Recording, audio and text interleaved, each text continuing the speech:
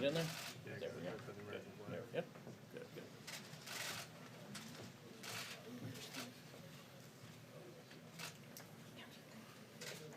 You guys waiting on somebody?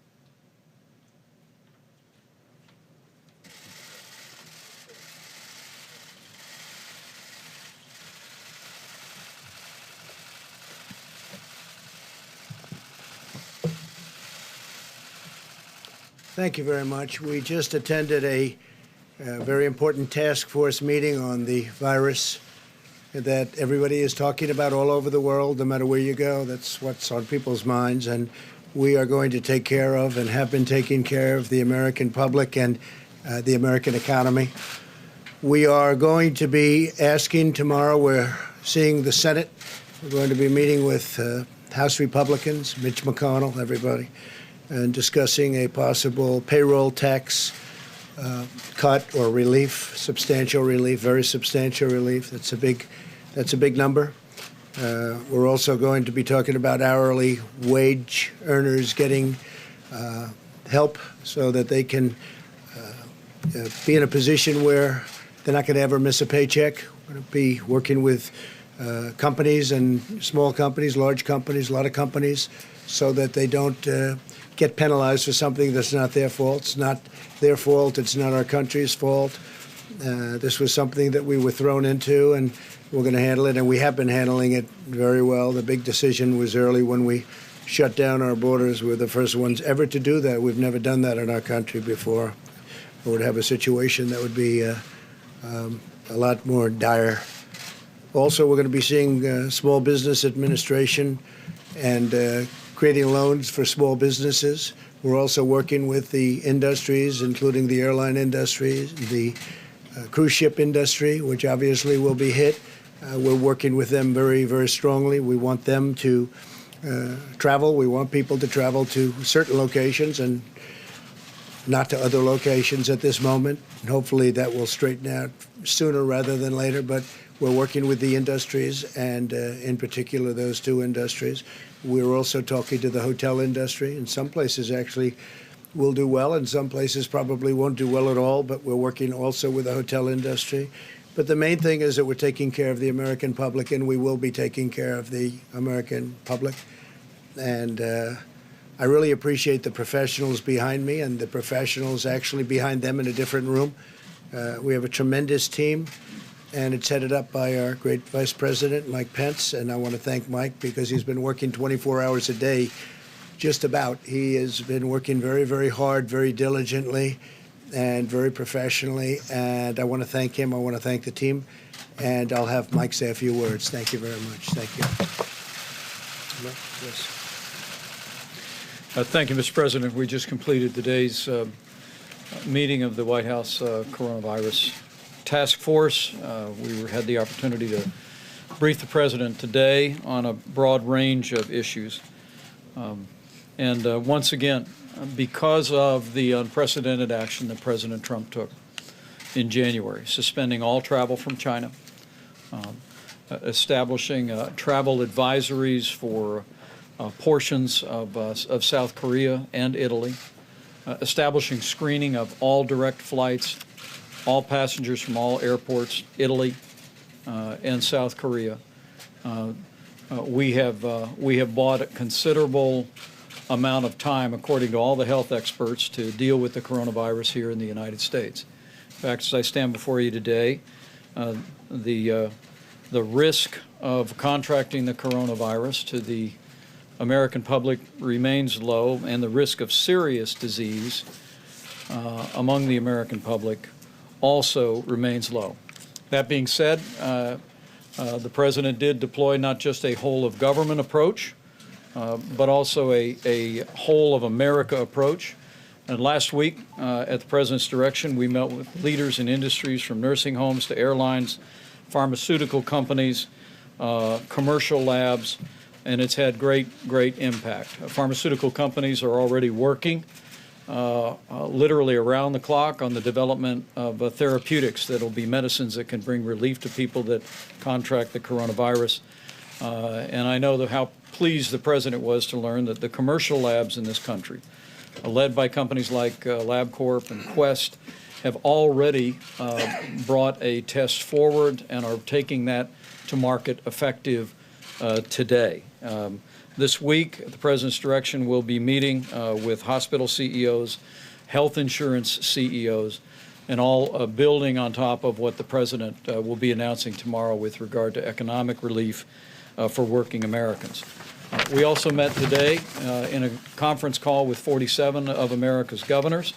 We were able to brief them on the latest, the progress that we've made. We were able to confirm with them that testing is now available in all state labs in every state in the country.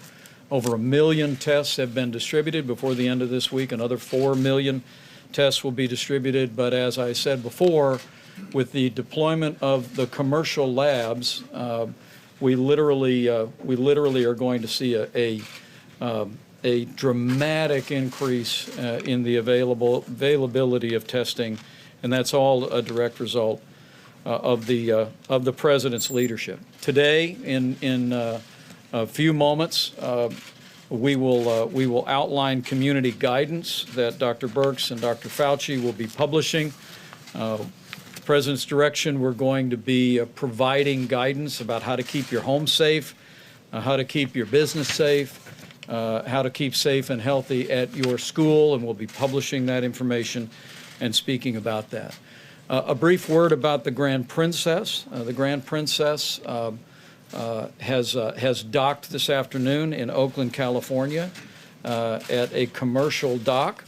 25 children. We were happy to learn through the screening over the last 2 days. The 25 children on the ship are all healthy. Of the people that have contracted the coronavirus, 21 in all, they're being dealt with in proper isolation, working with health authorities in California. We hope before the end of today to begin to disembark California residents to Travis Air Force Base and Miramar. We've made arrangements with Canada and the UK to take their passengers back. They'll be transported directly to the tarmac, charter flights home, and tomorrow the remaining passengers will be transported again through very, very carefully controlled environments, buses, out to the tarmac and flown to military bases in Georgia and Texas.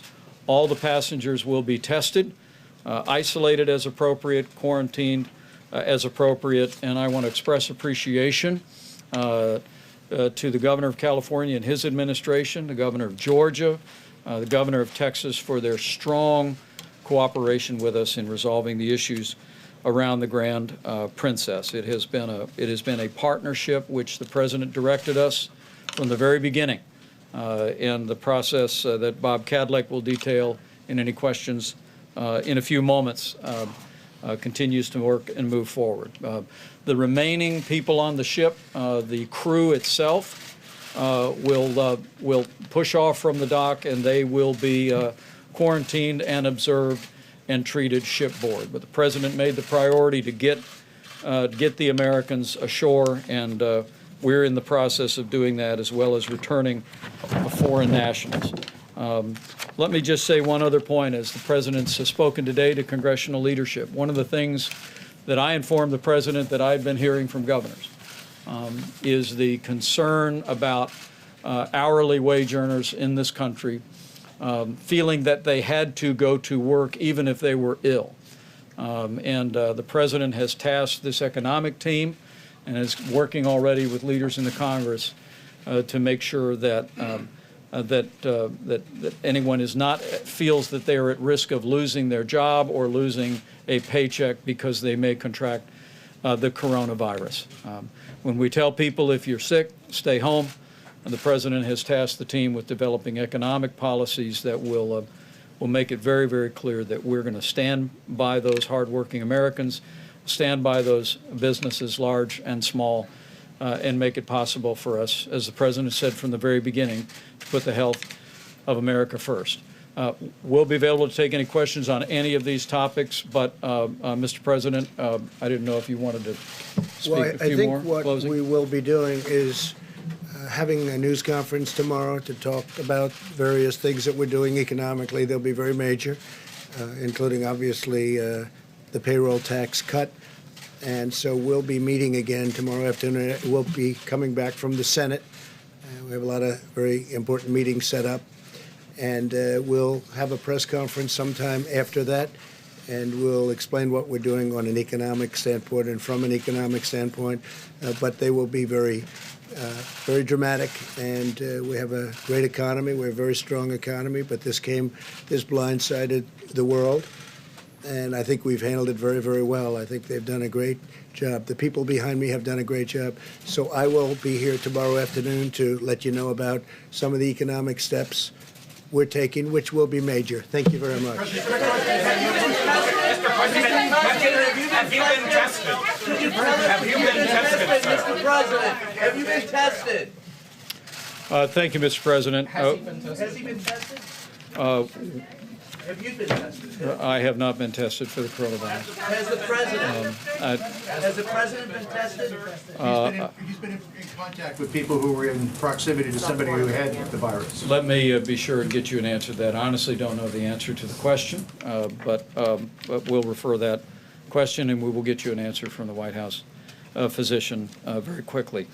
Let me ask Dr. Fauci and Dr. Burks to come to the podium. You all and the American public will have at their fingertips very quickly guidance that this is for every American.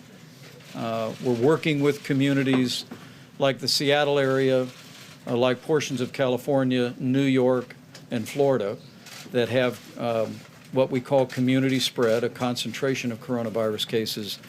But we directed our team to come up with helpful recommendations for every American family, every American business and school. And if Dr. Burks and Dr. Fauci step forward, they can outline that for you.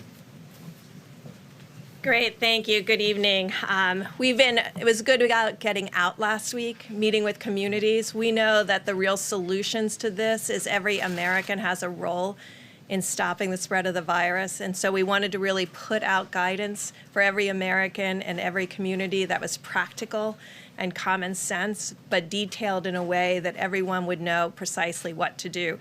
The guidance will be around how to keep workplaces safe, how to keep schools safe, how to keep the home safe, and how to keep commercial businesses safe where people would eat or be present.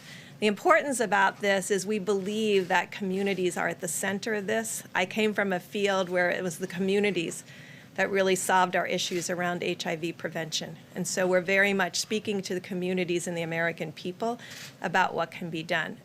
All of this information came from a paper that Dr. Fauci provided from the Australians, first author Dalton. So you can actually look up the scientific evidence that informed each of these guidelines. But we will be providing that this evening in great detail so that every mother, father, child, son, daughter, caregiver will know precisely what to do and what to ask for. Dr. Fauci? Yeah.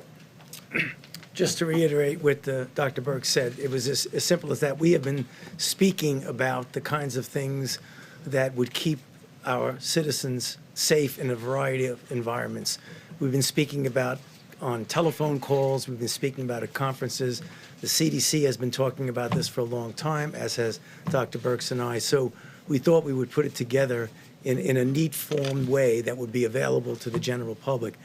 What Dr. Burks had mentioned is that just the other day I got one of many, many emails where some of my colleagues that I know from Australia actually decided they were going to write a paper on it and make a number of boxes, which was exactly saying what we had been talking about. So we came up with the idea it would be very good for clarity. So why don't we just put it together, edit it a little, and put it in a way that people can look, what about the home? What about the school? What about the workplace?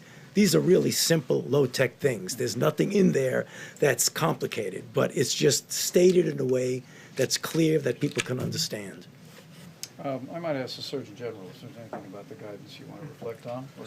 Well, one thing I want folks to know is that we have been looking at the data from around the world, and we now know more than we ever have about who is at risk. Who is at risk, and I hope you will help us communicate this to the American people, are people over the age of 60. They're much more likely to develop complications from the coronavirus and to be hospitalized from the coronavirus. The average age of death is age 80. Now, what we also want communities to know is that if you are a child or young adult, you're more likely to die from the flu if you get it, than you are to die from coronavirus. So there is something about being young that is protective. We want people to be reassured by that. We want people to know that we are really focusing in on those groups that are at highest risk for complications and helping them understand how to be safe. And this new advice that's going to be coming out tomorrow is designed to keep our community safe, to help keep the most vulnerable safe. And it's important to understand that even though young people aren't at risk for dying from coronavirus, they can potentially spread that to older people in the communities and people with chronic diseases.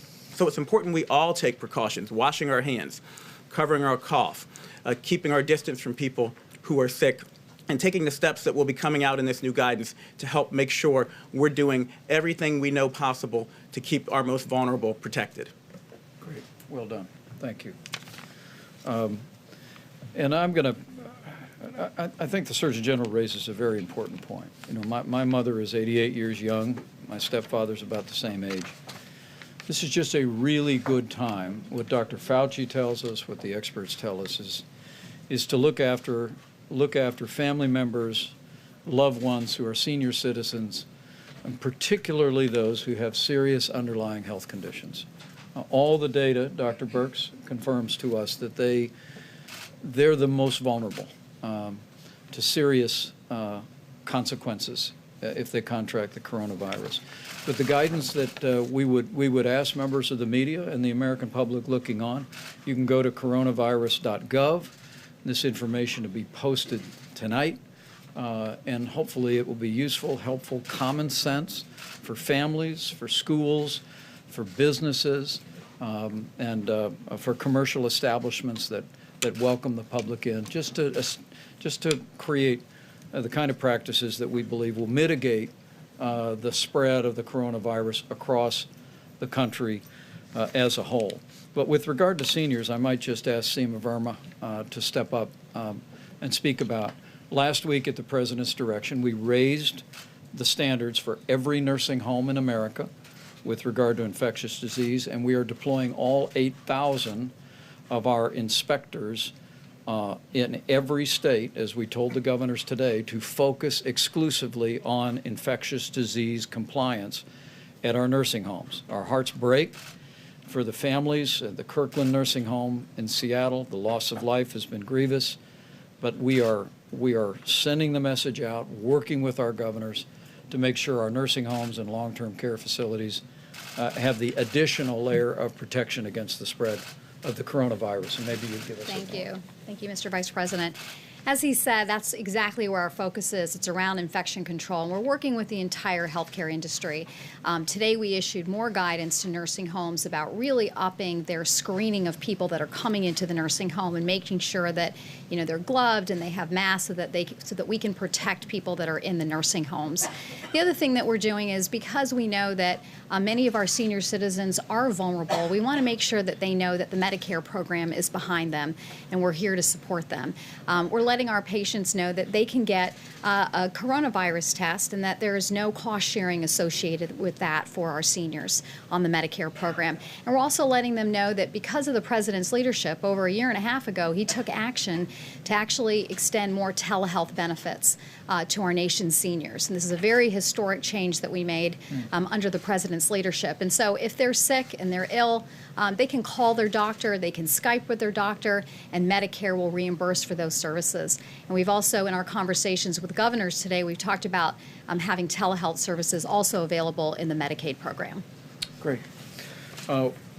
Let me invite Bob Kadlec, who is Deputy Secretary of HHS, to come forward as well to fill us in on the latest on the progress on the Grand Princess. Thank you, Mr. Vice President. That is dockside now and is going through a very careful process of having Americans and foreign nationals come off, and everyone will be tested. Thank you very much, sir. And yes, we began our medical operation to basically disembark those passengers. On Saturday, we put in place a medical crew on that boat to augment the physicians and nurses that were already on the ship. We basically ensured that the quarantine on the boat and isolation were being enforced, and then evaluated first the children and those who were ill, identifying anyone who is severely ill if possible. When the boat arrived on dockside today, additional medical personnel came on board, and we began an orderly disembarkation. Our intent is to basically disembark about half of the passengers on the boat today and the other half tomorrow. And everyone will be medically screened before they get off. If there's any question about their physical or health, they'll be screened again more additionally. And then they'll be transferred to one of the 4 quarantine sites in the United States: Travis Air Force Base, Miramar Naval Air Station, Lackland Air Force Base, and Dobbins Air Force Base in Georgia. The foreign passengers will be transferred. The Canadians will be taken back to Canada, and we're working with the United Kingdom to return their passengers back to the United Kingdom. But we're doing this all in cooperation with the great support of the state of California, the city of Oakland, and with the support of the Department of Defense, Department of Homeland Security, and the U.S. Coast Guard. Thank you. Great. And on the subject of testing, we had a very good discussion today, as I mentioned, with 47 governors, and outlined for them all of the different testing methods that are available. We have tests now in every state lab in America, but we're rapidly expanding that. And let me ask the Secretary of HHS to give us the latest on the availability of testing to the American public and to the states. Great. Thank you, Mr. Vice President. So we continue with our strategic plan at HHS across all of the components represented by many of the leaders here, which is to diagnose, to treat, to contain, to mitigate, to research, and communicate. It's what we do in a healthcare crisis situation. One element of that is the test, which of course CDC developed in record time after getting the genetic sequence posted from China. That then was available at CDC, and from that point on, there was no individual that a public health official needed to get tested that CDC didn't have surplus capacity to test. But we've been moving progressively to bring that test closer and closer and closer to the patient and to the bedside, and to make it as easy as possible for us to use testing, very much in line with our peer countries facing similar epidemiological circumstances. At this point, we, as many of you who were here on Saturday for the briefing know, we have over 1 million tests that have shipped from CDC and 2 private contractors that are the CDC type of test. Those are now out, and as the Vice President mentioned, every state public health lab is validated and operating those tests. In addition, hundreds of thousands of those tests are in hospitals, in private labs, in commercial labs. We now have a total of 2.1 million tests that are available, either shipped or waiting to be shipped or waiting to be ordered. We, by the end of this week, expect to be able to be producing up to 4 million tests per week in the United States. And that is on top of what the private commercial entities, the companies you know of like LabCorp or Quest, using their technology, the tests that they're getting out, which is an even better experience for the patient, because those work, they are able to actually collect samples directly in doctors' offices, have a very sophisticated collection system to their labs, again, making it a very much more seamless patient experience. They're now validated and getting up and running, and that you'll see even more of that. So as I said, over the next week or so, you're just going to see a progressively better patient and physician and provider experience connected to diagnostic testing here in the United States. Thank you. How many have been Very tested good. so far? Do you have that Well, number? Maybe questions in just a moment. We'll come back. We'll come back. With that, I want to invite the director of CDC to come forward just to give you an overview of where we are in the country with regard to cases, and then we'll take questions on any of the topics. Thank you, Mr. Vice President. We do continue to see an increased number in cases. Again, as we said we would, as time passes. We currently have over 500 cases now in the United States, outside of the repatriation cases and the cases on the Diamond Princess. We now have cases in 35 states that have been reported in the District of Columbia. I want to reiterate what the Vice President said, despite what I just said here, is that at the present time, the risk to the American public does remain low. We do have several community outbreaks, which we're focusing on in the Seattle area, in the Santa Clara, California area, in Westminster, in New York, and in Florida. And these are areas that we're investigating heavily to try to understand the transmission mechanisms there and begin to help these jurisdictions begin to operationalize a series of mitigation strategies to help, again, to slow and contain the outbreak. Thank you. And let me say, just before we go to questions, coronavirus.gov. For the American public, for healthcare professionals, it is a comprehensive website. We're adding to it every day. And also, Dr. Burks, we're working very diligently to establish a single website where people can go to track all of the cases and where they're emerging. Questions, please. Could I ask you and Secretary Mnuchin, if I could, the Yeah, stock please. market, a huge slide today, and people on Wall Street now talking about the possibility of a recession. Some people saying it's a better than 50-50 chance that will happen. How worried are you that will happen? Well, let me just first say, today was an unprecedented move in the oil market. So, we saw a overnight reaction of down 20%. And that's obviously what had a major component today on the stock market. But let me just make a couple of comments more broadly about the economy. First of all, we couldn't be more pleased that coming into the situation with the coronavirus, the U.S. has the most resilient economy in the world. You saw a very large economic jobs number last month, and we couldn't be more pleased that the president's economic programs of tax cuts, regulatory relief, and trade have put the economy in a very good position. I would also just say that I am in daily conversations with Chair Powell.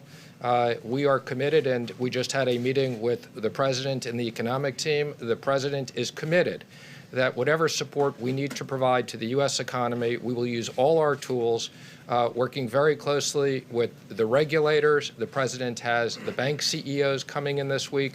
We'll be talking to them about what they can do to help small businesses and companies that are impacted. So let me just again emphasize our primary focus is there are parts of the economy that are going to be impacted, especially workers that need to be at home, hardworking people who are at home under quarantine or taking care of their family. We'll be working on a program to address that. We will also be working with small businesses who need liquidity through SBA programs. We're looking at alternatives at the IRS. We have large tax payments coming up of providing certain relief to companies and individuals for liquidity. So the president is 100% committed that we will provide whatever tools we need, that the economy will be in very good shape a year from now. This is not like the financial crisis where we don't know the end in sight. This is about providing proper tools and liquidity to get through the next few months. Yeah. Follow up. Well, let me just say there are certain authorities that the president has that we can do on our own, and we've already cataloged those tools. We have a large group, a sub-task force of Treasury and NEC working on this.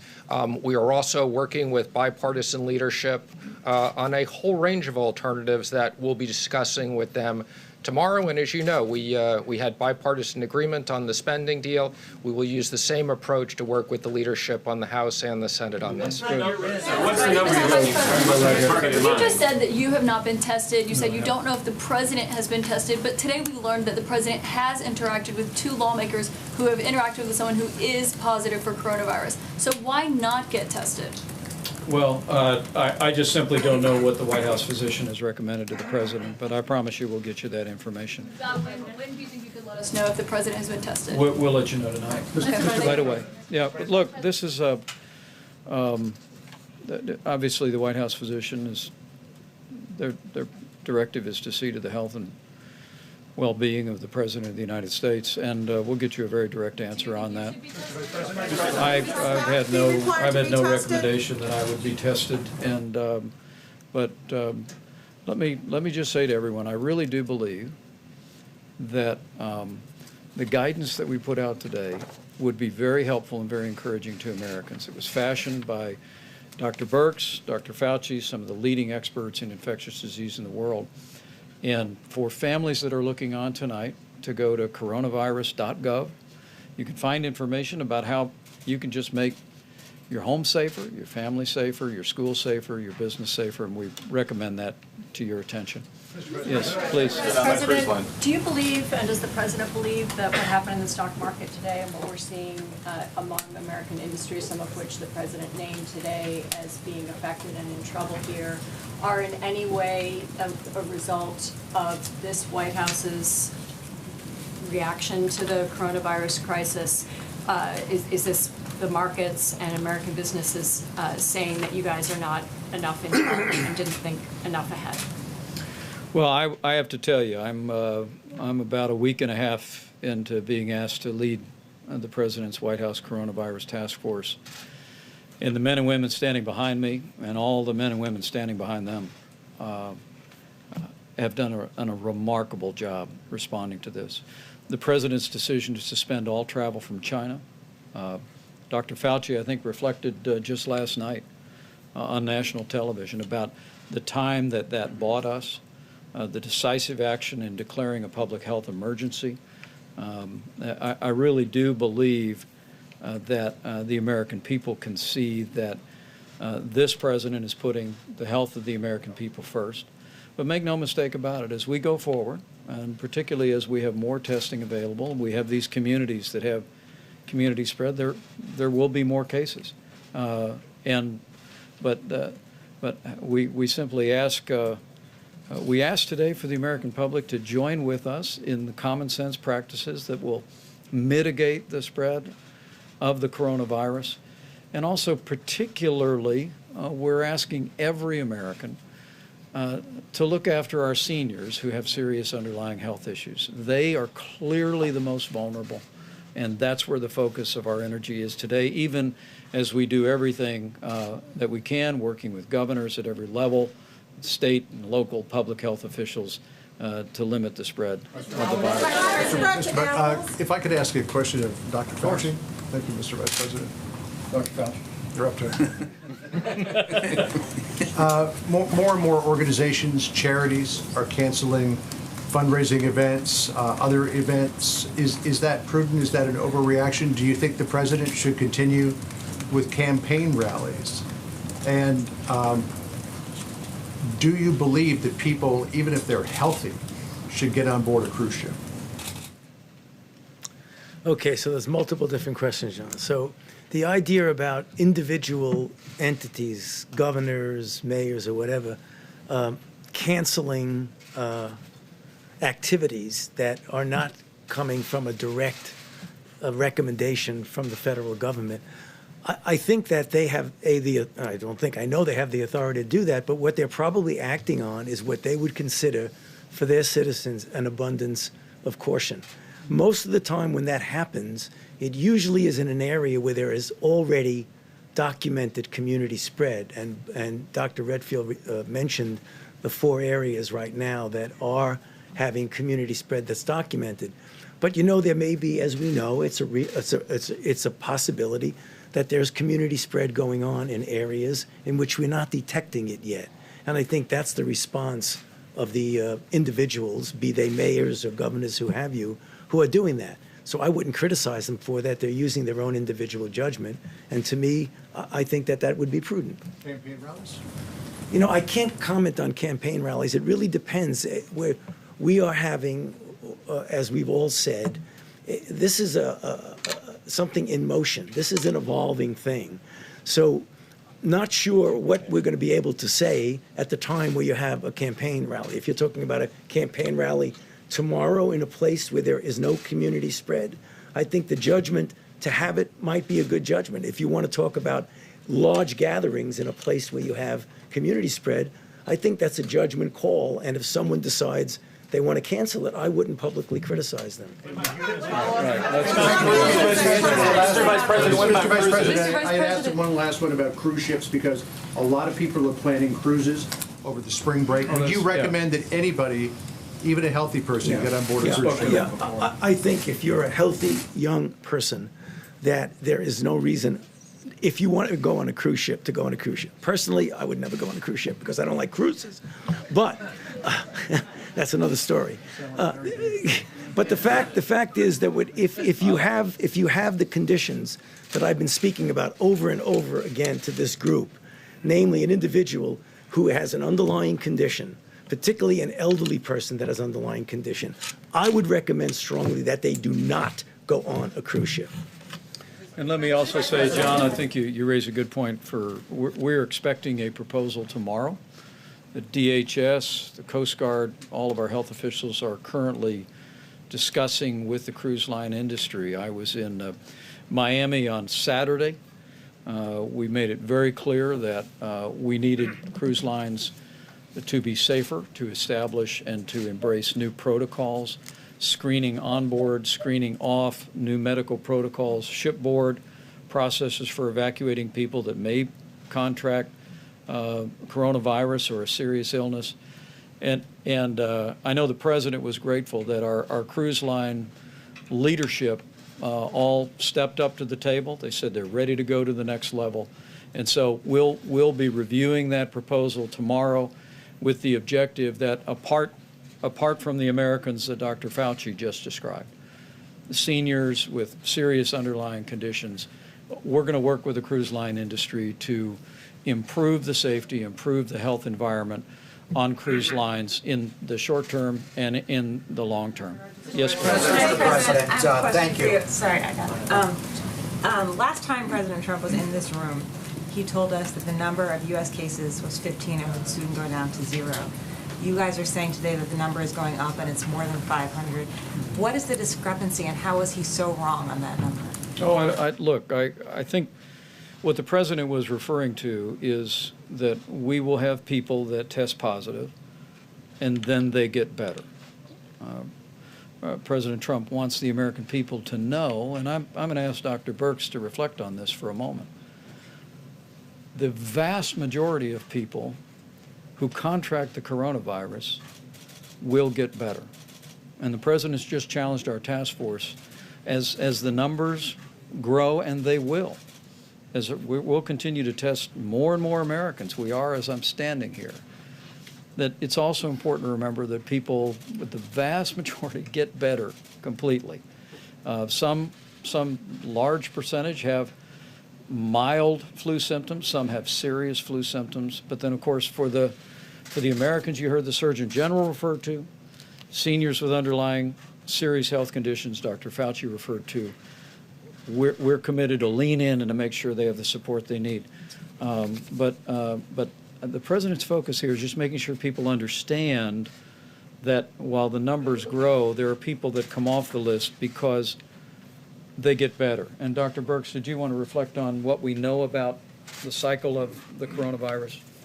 Yeah, thank you. So we know the coronavirus reacts a lot like the flu in the way it spreads and in the way we prevent it.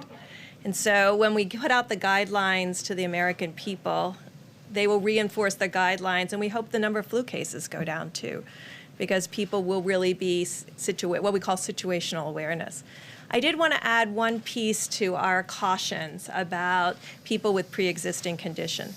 We also know that there are children with pre-existing conditions, and we know that there are individuals that are undergoing chemotherapy for their treatment of cancer. For those individuals, if they have what we call decreased number of white cells, and they will have that discussions with the doctors, they are given often a sheet of paper that really describes how they need to protect themselves and how their family needs to protect them. So I want to make sure that we understand, yes, we're concerned about the elderly, we're concerned about others with pre-existing condition, but we're also concerned about anybody who may be in an what we call an immunodeficiency state, having less white cells and less able to combat any virus. We want to protect all of them from the flu, and we want to protect all of them from coronavirus, and that's why these guidelines are particularly important. Last question. You said you'd answer the question about tests. It really is important, I think. And I want to ask all of the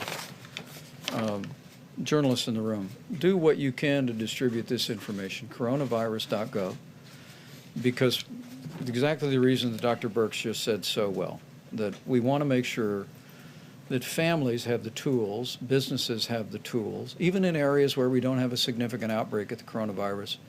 We want to make sure that the American people have the tools to prevent the spread of the coronavirus, particularly with regard to the most vulnerable. Yes, Mr. Vice President, earlier you said you'd tell us how many Americans have already been tested.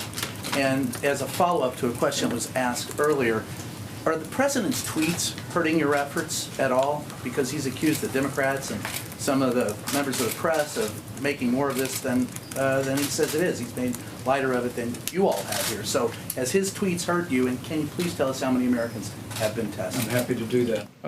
The president's leadership has made the difference here. I heard it again today from 47 governors. Governor Larry Hogan joined me in the Situation Room. He's the chairman of the National Governors Association. I think every American would be inspired if you could see the way, under the president's leadership and in cooperation with governors in every state and every territory, we literally are working seamlessly on behalf of the health of the American people.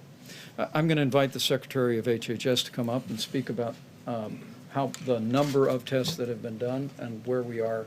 The tests that are available he's addressed, but in terms of those that have been conducted. So we've told you, we'll tell you what we know and what we don't know, okay? So there are different types of tests that get sent out. The CDC's test that CDC is sending out, that's that enough to test 75,000 people that was sent out last week.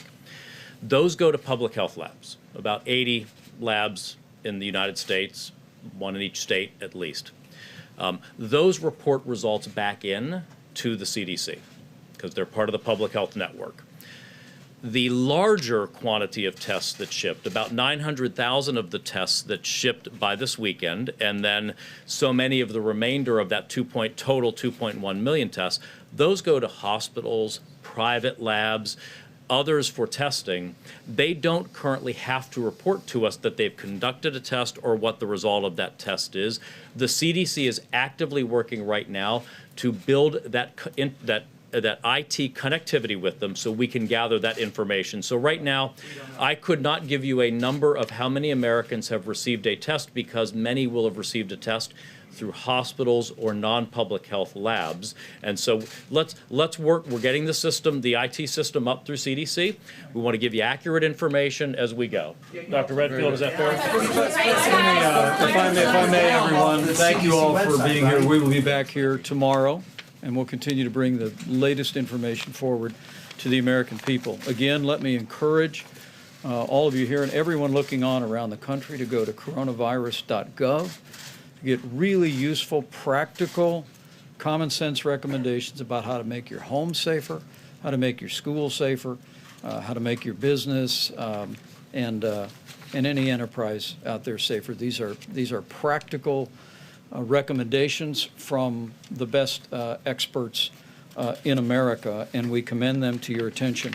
But let me also just have a word of encouragement to everyone. I want to say again, all of our medical experts, apart from the areas where we have community spread and we're focusing resource, the risk of contracting the coronavirus for the average American remains low. It will remain that way more so if all of us continue to practice common sense habits in our home, in our businesses, in our schools, in our public institutions. And so it's important to remember what President Trump said. We're all in this together. It's not just going to be a whole of government approach. It's a whole of America approach, and together we'll get through the coronavirus. Again, details on all the latest information, coronavirus.gov. Thank you.